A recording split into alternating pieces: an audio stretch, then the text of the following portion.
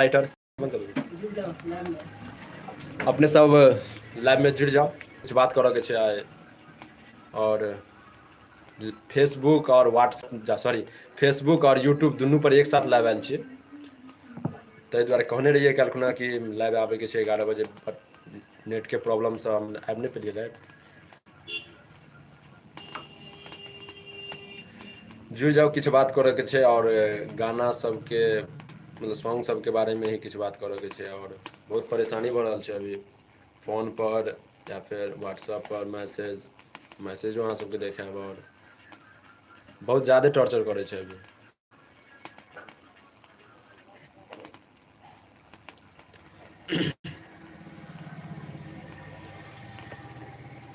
और अभी हम स्टूडियोमे आयल छियै, स्टूडियो पर छियै और रिकॉर्डिंग नहीं चालू छै, ओनाहिते आबि कऽ टाइम पास मतलब बैठल रहै छै स्टूडियो पर ही। रूपम सिंह जुड़ि चुकल छथि फेसबुक पर, और हम व्हाट्सएप और फेसबुक और यूट्यूब दुनू पर एक साथ लाइव आयल छी। और काल्हि कहनहुँ रहियै कि लाइव आबैके छै, किछु बात करऽके छै, तब ताहि दुआरे लाइव एलियै। जय हो रूपम सिंह।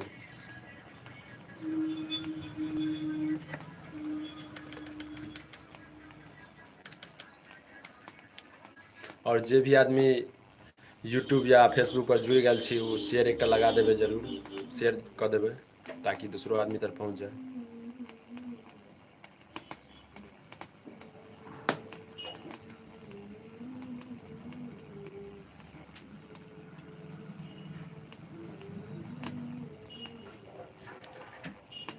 और लाइव आबऽके इएह उद्देश्य छै कि जेनाकि केओ सिंगर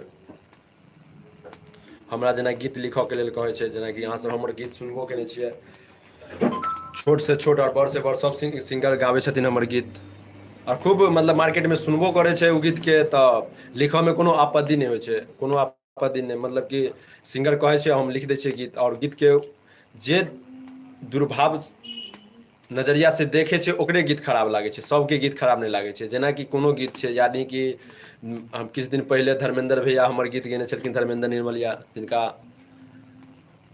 गीत छलै कॉल रिकॉर्डिंग बजेबौगे, गीत अपने सब खूब सुनलियै, खूब प्यार दुलार देलियै। अब ओहि गीत पर कमेंट आबै छै, ओ गीत के माँ गायत्री रिकॉर्डिंग स्टूडियो जे भी चैनल छै ओहिसँ रिलीज भेल छै, हम अपनो चैनल, हमरो पर्सनल चैनल है RR रिकॉर्डिंग स्टूडियो, ओहो पर रिलीज केने छियै। तऽ ओहि गीतके कमेंट यानी कि गीत सुनबो करै छै मार्केटमे, और गीतके बहुत अच्छा व्यू, यानी कि मिलियन व्यू जाइ छै, यानी 4 मिलियन 5 मिलियन यानी कि व्यू जाइ छै ओहि गीतके। आ ओ गीत 4 मिलियन 5 मिलियन व्यू जाइ छै, और ओहि गीतके किछु आदमी कमेंट करै छै, व्हाट्सएप पर मैसेज केलक अभद्र गीत लिखै छी। और कॉमेडी गीत छै या मनोरंजनके लेल कोनो चीज होइ छै, तऽ ओकरा अहाँ अपना मतलब कि अहाँ नजरिया जे ओकर नजरिया देखैके गलत नजरियासँ देखै छियै, और ओहिके लेल अहाँके गीत खराब लागि जाइए।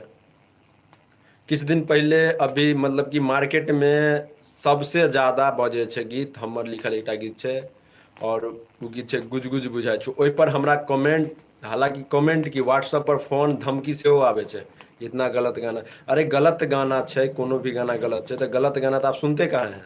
अगर उस गाना पे वो गाना अगर गलत है तो आप नहीं सुनिए। अंकित बिहारी के गीत छै, और ओ गीत के करीब करीब तऽ कम से कम 500 से ज्यादा चैनल पर रिलीज भेल छै ओ गीत, आ कोनो गाना पर नहि कॉपीराइट नहि स्ट्राइक, किछु नहि छै। अपना बदौलत हम केने छी कि कोनो भी चैनल, केओ आदमी अगर ई गानाके रिलीज करै छै तऽ ओ गीत रिलीजे रहतै, केओ कॉपीराइट कोनो स्ट्राइक नहि रहतै। ओ गीतके हरेक चैनलपर अहाँ खोजि जाकऽ खोलि लियौ, अंकित बिहारी लिखियौ, हाँ ओ गीत आयत अहाँके सबसे ऊपर आयत। और ओ गीतके मतलब कि जतेक भी चैनल पर छै सब पर 1 लाख 1.5 लाख 5 लाख 7 लाख एहि हिसाबसँ व्यू छै। और ओहि गीतके आदमी सब कमेंट करै छै कि गीत गलत है। भाई गीत गलत छै तऽ एतेक आदमी किया सुनै छै?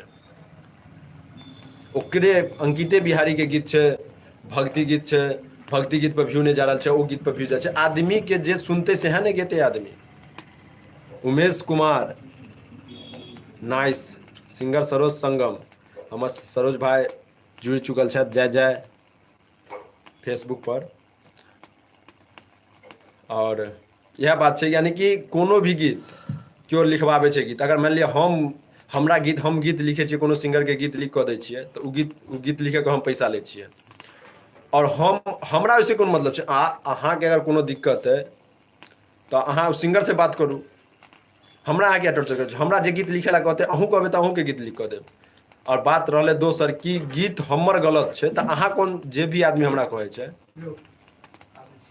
तऽ जे हमर गीतके दूसै छै तऽ ओकर गीत कोन सा दूधके धुलल छै। ई बात हम फेसबुक पर सेहो लाइव मतलब कि फोटोके माध्यम मतलब कि लिख कऽ हम भेजने रहियै कि हमर गीतके अहाँ दूसि दै छियै कि अहाँ गीत एतेक अभद्र लिखै छियै, मार्केट मिथिलाञ्चलके खराब करै छै। भाइ मिथिलाञ्चलमे के बढ़िआँ गीत गाबै छै?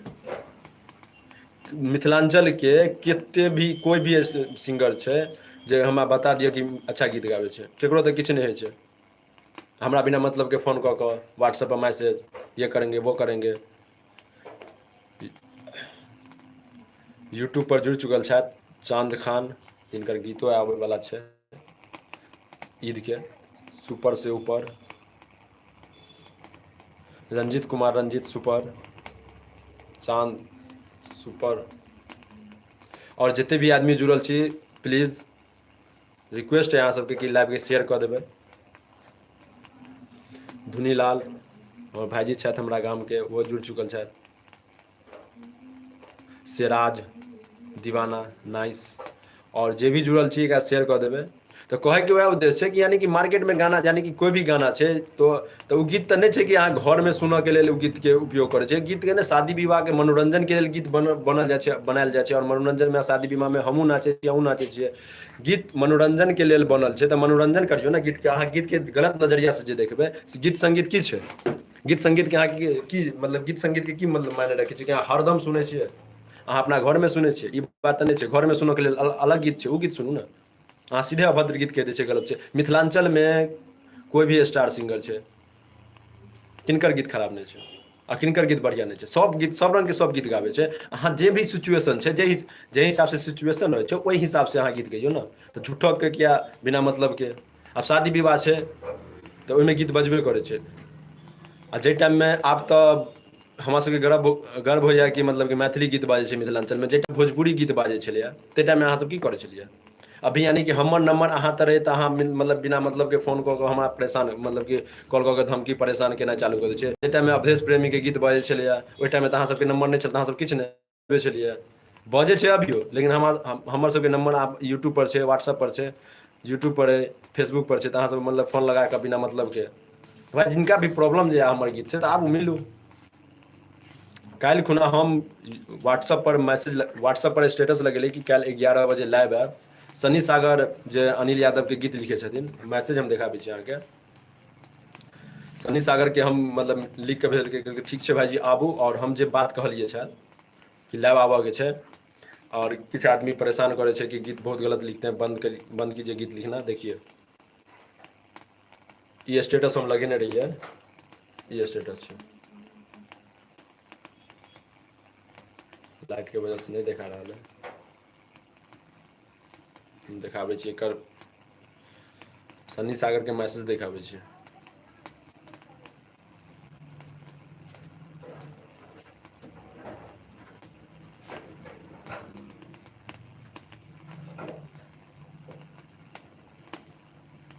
एक मिनट,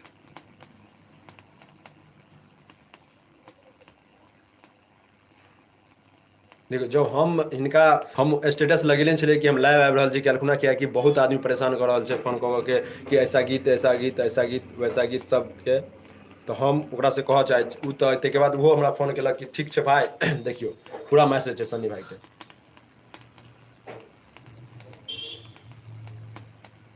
उल्टा शायद देखा रहल है अहाँ सबके, हम पढ़ि कऽ अहाँके सुना दै छी। एहिमे लिखल छै, हमरा मैसेज केलखिन छल कि जवाब दियौ बढ़िआँसँ, ई वाला प्रॉब्लम हमरो साथ हो रहल छै और हमरो बहुत टॉर्चर कऽ रहल छै। यानी कि अनिल यादवके गीत लिखे छथिन सन्नी सागर जी, और अनिल यादवके गीत पूरा मिथिलाञ्चलमे बजै छै। और सब हालाँकि सब गीत सुनै छै, सब इन्जॉय करै छै। आ ताहिके बाद सन्नी सागर सबटा गीत अनिल भाईजीके दै छथिन लिख कऽ, आ ताहिके बाद ओकरो परेशान होइ छै। तऽ किया ई सब किया होइ छै? अगर इएह बात छै तऽ मिथिलाञ्चलमे ई जे छै भोजपुरी गीत अहाँ बजबै छियै तऽ भोजपुरीके जे अभद्र गीत या किछु रहै छै, किछु भी प्रॉब्लम रहै छै भोजपुरी गीतमे, तऽ अहाँसब फ़ोन कऽ कहै छियै? ओते तो औकात नहीं है अहाँ सबके कि ओकरा फोन करके कहबे नहीं नंबर है बिना मतलब के Umesh Kumar lovely nice singer Saroj संगम नीक क्यों सुनते नहीं खराब के दोष देते सही बात है नीक गीत जे बने छे हमर सिंगर सरोज संगम भाईजी कह रहल छथि कि नीक गीत ऐसा नहीं है खोल के देखियो आर रिकॉर्डिंग स्टूडियो खोल के देखियो आर स्टार म्यूजिक खोल के देखियो एक से एक नीक गीत है एक से एक सैड सॉन्ग है एक से एक बढ़िया भक्ति गीत है उ गीत सबके व्यू 100 से ज्यादा नहीं जाए नीक गीत क्यों सुनते ने नीक गीत सुने ला चाहे नहीं है और हल्को किछ रहे छे मनोरंजनो वाला बात रहे छे तो पर लक उड़ जाए छे आर के राजा जुड़ चुकल छथि और हाय की भेले जो मालूम भेले किछ नहीं बस एनाहिते ई सब बिना मतलब के परेशानी यानी कोनो बात नहीं छे यूट्यूब पर छथि हमर रंजीत कुमार सुपर क्या हाल है राजा भाई हाल ठीक है अपना कहिए बिरसर इंटरटेनमेंट हाय की हाल चाल यो सर बढ़िया छे नीक मजा नहीं आवे छे मजा केना एते किछ मनोरंजन वाला बात गीत में रहे छे तो बस ओकरा सबसे ज्यादा तो रिपोर्ट आवे छे गीत पर रिपोर्ट से रिपोर्टो मारला के बाद कनियो गाना उठे छे तो बस सिंगर के तो नंबर रहे नहीं छे कंपनी के नंबर रहे छे राइटर के गीत के लिए नंबर रहे छे तो बस फोन करके ये करेंगे वो करेंगे गाना डिलीट करवाओ यानी कि कुछ नहीं छे जेकरा पास मोबाइल में रिचार्ज करे के पावर नहीं छे वो आदमी फोन करके कहे छे कि बस गाना डिलीट कर कीजिए नहीं तो ये कर देंगे अरे भाई जिसको भी हमारा स्टूडियो का पता है आर रिकॉर्डिंग स्टूडियो सकरी चीनी मिल के पास आओ हमारे सामने में बैठ के बोलो कि ये गाना गलत है उसके बाद हम बताएंगे अब बिना मतलब का वैसे का है फोन पे आप क्या बोल रहे हैं और फोन पे जवाब नहीं देते तो फोन पे जवाब नहीं देते हैं भाई मैसेज बहुत ज़्यादा रहता है नहीं जवाब दे पाते हैं तो उसके लिए भी नहीं किसी को कुछ जिसको हम इसलिए लगाएं कि जिसको जो करना है कर लो हमको जैसा सिंगर बोलेगा गाना लिखने के लिए हम वैसा गाना लिखेंगे और जिसको भी मेरे गाना से प्रॉब्लम है वो हमारे स्टूडियो पे आवे आर रिकॉर्डिंग स्टूडियो सकरी चीनी मिल के पास है और मैं मोबाइल नंबर डिस्क्रिप्शन में दे देता हूँ वैसे भी मोबाइल नंबर होगा ही आके मिल लो कि मेरा गाना कौन सा गलत है और उसके बाद मैं मार्केट का नज़रिया दिखाता हूँ कि कैसा मार्केट में गाना बजता है और बज चुका है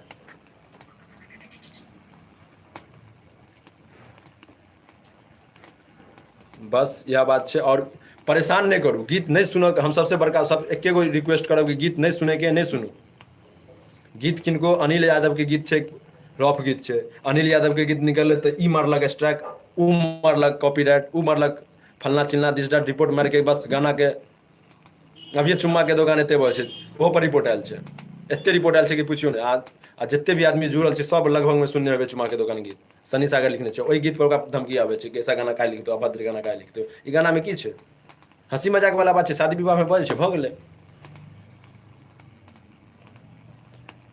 परवीन परदेसी क्या हाल है भाई नाइस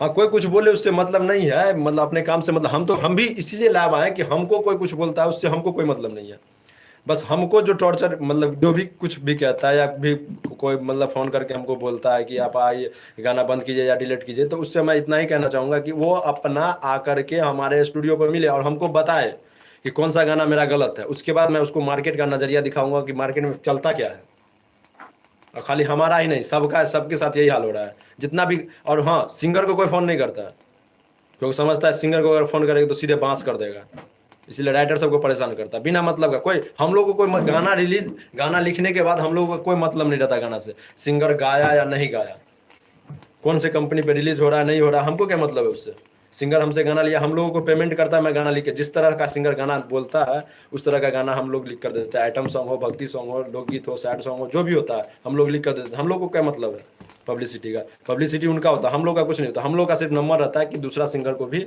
हमारे बारे में पता चले और वो गाना लिखवाने के लिए हम इसलिए नंबर दिया जाता है राइटर का और बस उसका गलत उपयोग करता है मतलब कि जिसको कोई मतलब माने मतलब नहीं है जो भर दिन धर्मेंद्र निर्मलिया का गाना सुनता है और उसी का जो गाना लिखता है उसी को गाली देता है उसी रात सुबह में उसी के गाना सुन देगा रात में उसी को फोन करके परेशान करेगा भर दिन मेरा गाना सुनते रहता है हम ही को परेशान करता है तो यही सब होता है तो हम इसलिए लाभ आए कि जिसको भी हमसे जिसको प्रॉब्लम है वो आवे, हमसे मिले स्टूडियो पे, उसके बाद हम उसको समझाएंगे कौन सा गाना मेरा गलत है, कौन सा गाना मेरा गलत है और सही है, वो हमको बतावे। उसके बाद हम बताएंगे गाना में क्या है और नहीं है, और इसीलिए लाइव आए थे कि बिना मतलब का परेशानी, बिना मतलब का परेशान मत करो। धन्यवाद। जय मिथिला, जय मैथिली।